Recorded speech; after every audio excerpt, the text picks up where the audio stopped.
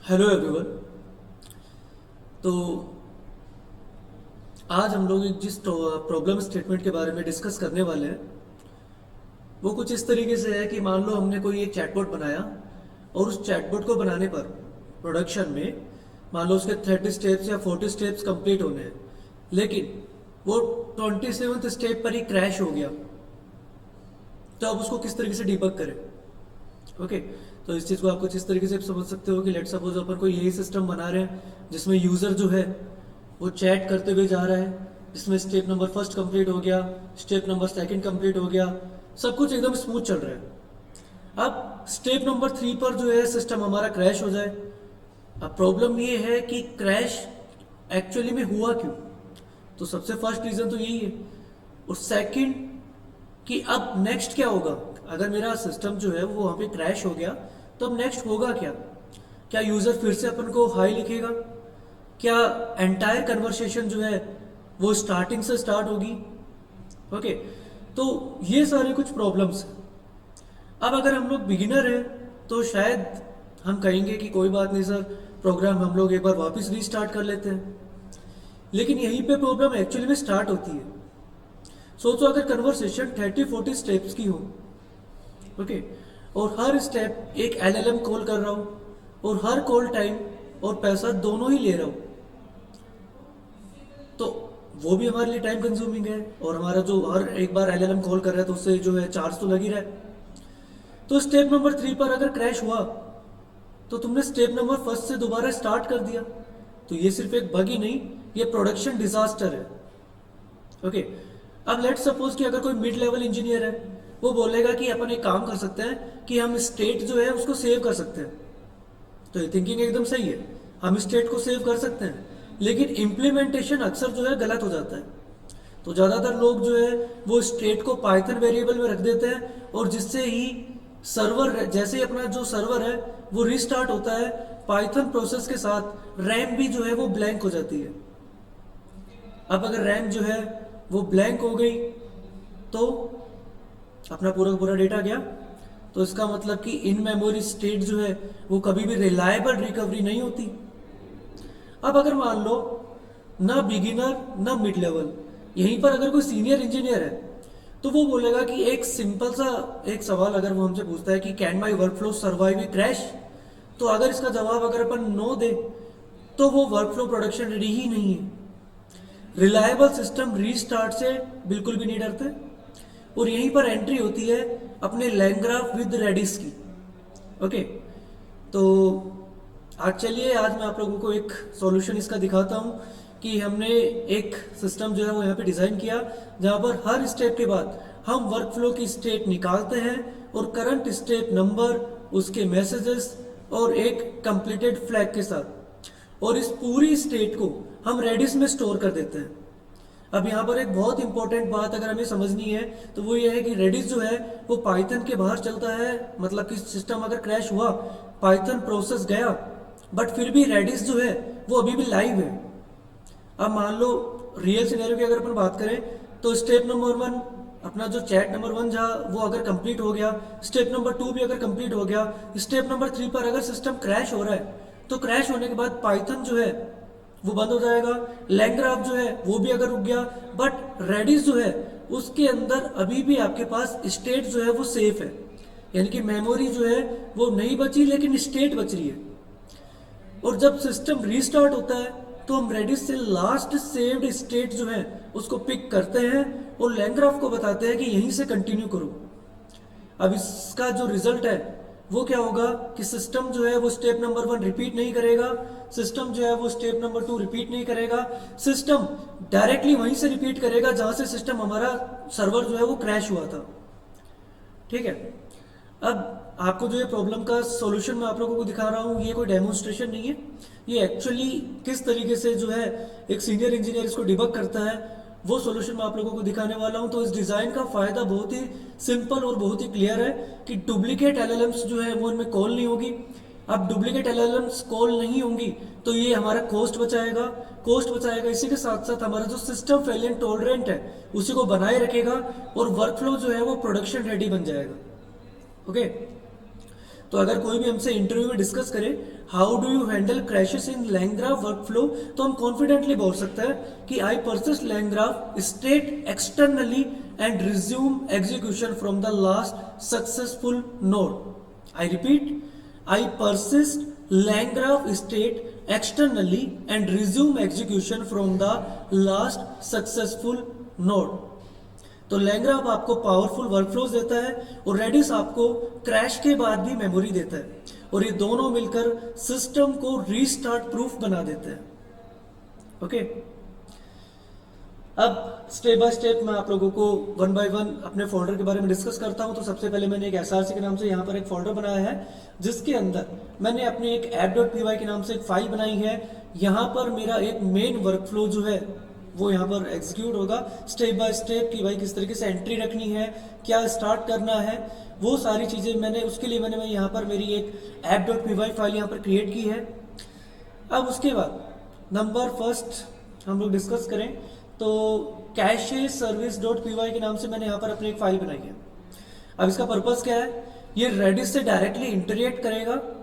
Set cache, get cache, delete cache functions यहाँ पर हमने ऐड किए हैं, जो कि सिस्टम को पाइथन मेमोरी के बाहर स्टेट स्टोर करने के लिए बहुत ही ज़्यादा हेल्पफुल रहेगा.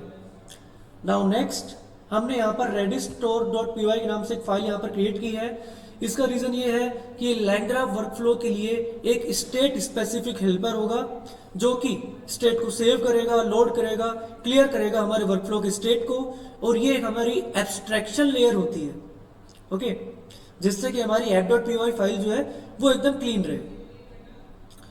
नाउ नेक्स्ट, हमारी app.py फाइल, जैसा कि मैंने आपको बताया था, ये अपना LangGraph एग्जीक्यूशन वर्कफ्लो सिमुलेशन कर ही रहा है, स्टेप बाय स्टेप एग्जीक्यूशन कर रहा है, क्रैश का सिमुलेशन कर रहा है और Redis इंटीग्रेशन कर रहा है. नाउ नेक्स्ट, अब इसको चलाने के लिए मैंने यहाँ पर अपने सिस्टम पे जो है डॉकर डेस्कटॉप को ऑन किया हुआ है, और यहाँ पर एक कंटेनर मैंने बनाया हुआ है. अब इसको रन करने के लिए सबसे पहले अपन अपना वर्चुअल एनवायरनमेंट जो है उसको एक्टिवेट करते हैं, और वर्चुअल एनवायरनमेंट को एक्टिवेट करने के बाद हमें एक कमांड यहाँ पर जो है एग्जीक्यूट करनी होगी, जिसका नाम है अपने पास, मैं आपको मेंशन कर देता हूँ एक बार. सपोज मैं इसको बाहर ही ले लेता हूँ, इसके command.txt के नाम से लेट सपोज मैं यहाँ पर अपनी एक फाइल बना देता हूँ, और सबसे पहले हमें इसको यहाँ पर एग्जीक्यूट करना है docker run -d-p. कितने पोर्ट पर अपना Redis चल रहा है, तो वो कंटेनर हम चला रहे हैं 6379 पर, और इसका जो नाम है वो हम यहाँ पर देंगे Redis. तो आपको टर्मिनल पे सबसे पहले कमांड आपको ये एग्जीक्यूट करनी है. जैसे ही आप ये एग्जीक्यूट करोगे, इससे डॉकर डेस्कटॉप पर आपका ये कंटेनर जो है वो रन हो जाएगा Redis के नाम से. नाउ नेक्स्ट, जैसे ही मैप कर देगा 6379 पोर्ट पर, उसके बाद आपको जो सेकंड कमांड यहाँ पर आपको एग्जीक्यूट करनी है, वो टर्मिनल पर अपन को करनी है docker exec -it redis and redis cli. अब इस कमांड को एग्जीक्यूट करने के बाद आप यहाँ पर एग्जिट कर सकते हो पिंग, और ये आपको आउटपुट जो है वो रिटर्न करेगा पॉप. ठीक है. नाउ नेक्स्ट, उसके बाद आप इसको एग्जिट कर सकते हो. अब एग्जिट करने के बाद हमारा जो काम है वो यहाँ पर क्या है कि हम यहाँ पर सबसे पहले फाइल को रन करने के लिए मैं मॉड्यूल, कौन सा मॉड्यूल, SRC मॉड्यूल के अंदर से जो मेरी मेन फाइल है ऐप, उसको मैं यहाँ पर एग्जीक्यूट कर रहा हूँ.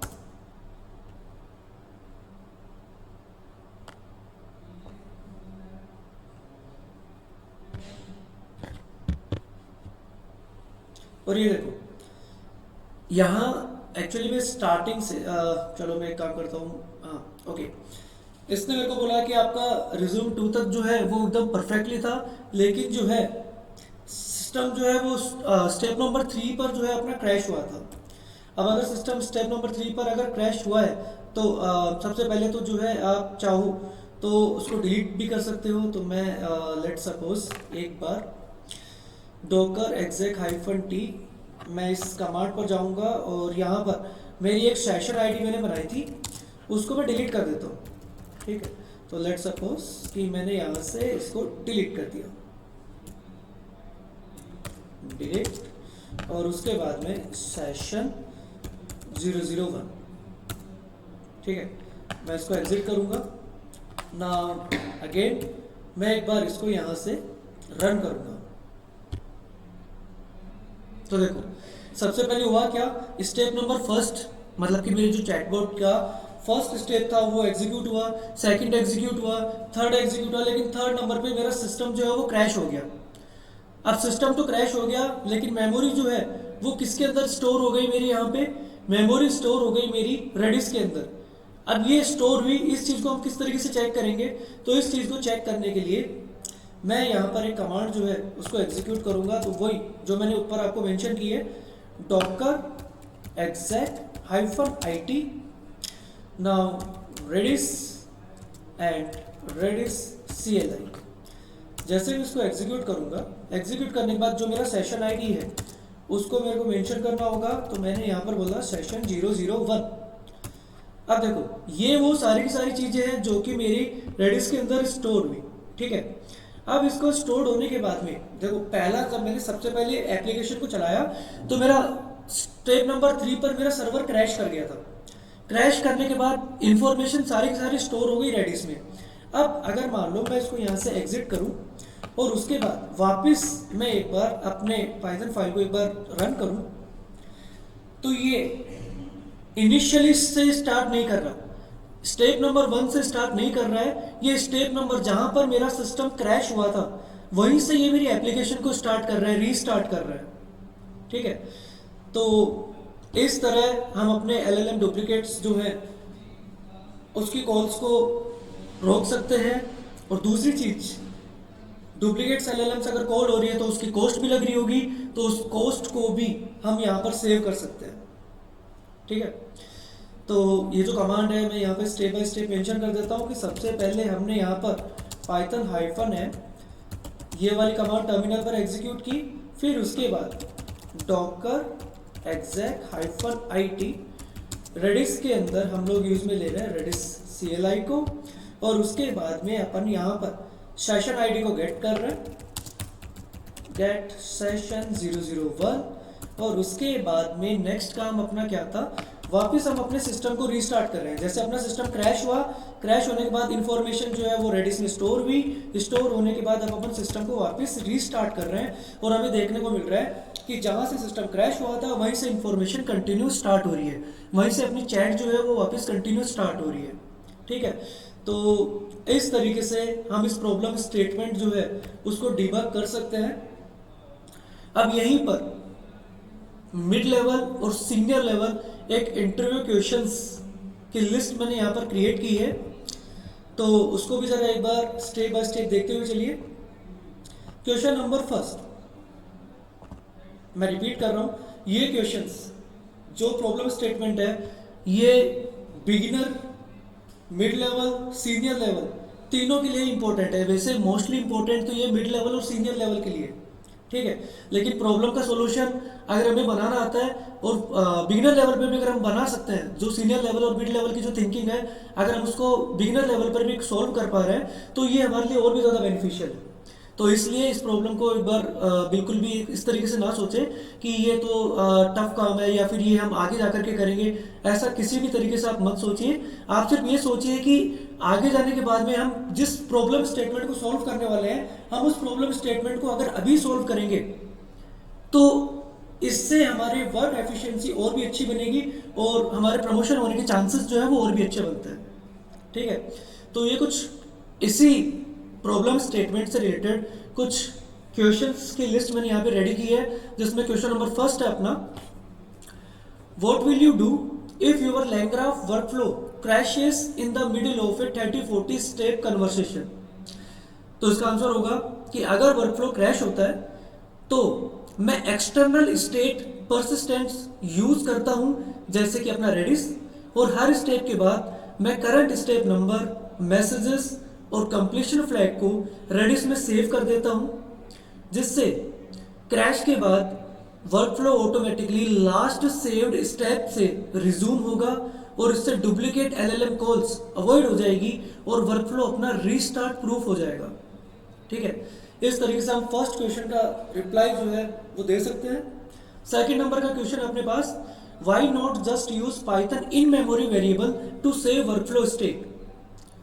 तो इसका आंसर होगा कि पाइथन मेमोरी प्रोसेस के साथ होती है, लेकिन अगर सर्वर या पाइथन प्रोसेस क्रैश हो जाए तो ये मेमोरी लॉस हो जाएगी, इसलिए इन मेमोरी स्टेट कभी भी रिलायबल नहीं होती प्रोडक्शन में। तो रेडिस जैसे एक्सटर्नल स्टोर में स्टेट सेफ रहती है even after crash. Okay, now question number third, what happen if a crash occur at step number third, then what will we do. तो इस कंडीशन में हम रिप्लाई कर सकते हैं कि वर्कफ्लो क्रैश होने पे पाइथन प्रोसेस टर्मिनेट हो जाता है, बट रेडिस में जो लास्ट सेव्ड स्टेट सेव रहती है। अगर स्टेप नंबर 3 में क्रैश हुआ और हमने स्टेप नंबर 2 तक स्टेट को सेव कर लिया तो वर्कफ्लो नेक्स्ट रन में डायरेक्टली स्टेप नंबर 3 से रिज्यूम करेगा, स्टेप नंबर 1 एंड 2 रिपीट नहीं होगा, इससे टाइम एंड कॉस्ट दोनों सेव होगी। Next question, why did you choose Redis for state persistence? I repeat, why did you choose Redis for state persistence? तो इसका reply हम लोग दे सकते हैं, Redis जो है वो फास्ट इन मेमोरी की वैल्यू स्टोर है जो पाइथन के बाद रन करती है, ये क्रैश के बाद भी डेटा सेव रखती है, मल्टीपल सेशंस हैंडल करती है, लाइट वेटेड होती है और प्रोडक्शन फ्रेंडली होती है। So basically Redis ensure workflow persistence and fault tolerance and the scalability. Now next question, how would you explain this crash recovery system to a beginner? I repeat, how would you explain this crash recovery system to a beginner? तो इसका solution हम लोग बोल सकते हैं कि जैसे सोचो आप एक गेम खेल रहे हो और लेवल 3 में गेम जो है वो हमारा क्रैश होता है, तो अगर गेम जो है वो अगर हम सेव करके रख ले तो आप डायरेक्टली लेवल 3 से कंटिन्यू कर पाओगे, ना कि लेवल 1 से। तो हमने लैंग्राफ वर्कफ्लो में भी सेम सिस्टम इंप्लीमेंट किया, जिससे रेडिस में हर स्टेप का एक सेव पॉइंट रखना है, जिससे क्रैश के बाद भी वर्कफ्लो वहीं से रिज्यूम हो सके। ओके, तो इस तरीके से हम लोग जो है, अगर हमसे डिस्कस किया जाता है कि आप अपनी टीम के अंदर आप एक सीनियर पोस्ट पे हो और आप किसी जूनियर को किस तरीके से आप लोग डील कर सकते हो, या फिर किसी नॉन टेक कैंडिडेट से अगर आपको डील करना हो तो इस प्रॉब्लम के रिलेटेड आप किस तरीके से उसको एक्सप्लेन करोगे। या फिर हो सकता है कि मान लो आप फ्रीलांसिंग पे काम कर रहे हो और आपको किसी क्लाइंट को इस तरीके से एक्सप्लेनेशन देना है, तो क्लाइंट को जो है हो सकता है कि वो आईटी से नहीं हो और उसको हमें एक्सप्लेन करना है, तो किस तरीके से इस प्रॉब्लम को आप एक्सप्लेन कर सकते हो, तो आप उसको एक गेमिंग के थ्रू जो है अपना सॉल्यूशन प्रोवाइड कर सकते हो। Now next, how is लैंग्राफ different from LangChain in this crash recovery scenario? I repeat, how is लैंग्राफ different from LangChain in this crash recovery scenario? तो इसका सॉल्यूशन आप लोग बोल सकते हो कि लैंग्राफ में जो वर्कफ्लो होता है उसके स्टेप्स एज नोड्स स्ट्रक्चर होते हैं एंड इसमें स्टेप बाय स्टेप हम स्टेट को जो है सेव कर सकते हैं, लेकिन लैंगचेन जो है उसमें मोस्टली चेन ऑफ प्रॉम्प्ट्स होती है और इंटरमीडिएट नोड स्टेट सेव करना थोड़ा कॉम्प्लेक्स हो जाता है, इसलिए लैंगचेन का जो नोड बेस्ड डिजाइन है वो क्रैश रिकवरी सिंपल और मॉड्यूलर बनाता है। ठीक है, नाउ नेक्स्ट क्वेश्चन अपने पास, how do you ensure Redis data is not corrupted और partially saved? I repeat, how do you ensure Redis data is not corrupted और पार्शियली सेव्ड?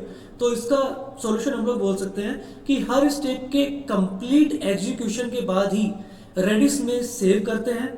अगर स्टेप इनकम्प्लीट या क्रैश के बीच में है तो प्रीवियस सेफ स्टेट ओवरराइट नहीं होगी। आई रिपीट, हर स्टेप का कंप्लीट एग्जीक्यूशन होने के बाद ही रेडिस में हम डेटा को सेव कर रहे हैं, और अगर स्टेप इनकम्प्लीट या क्रैश के बीच में है तो प्रीवियस सेफ स्टेट ओवरराइट नहीं होगी।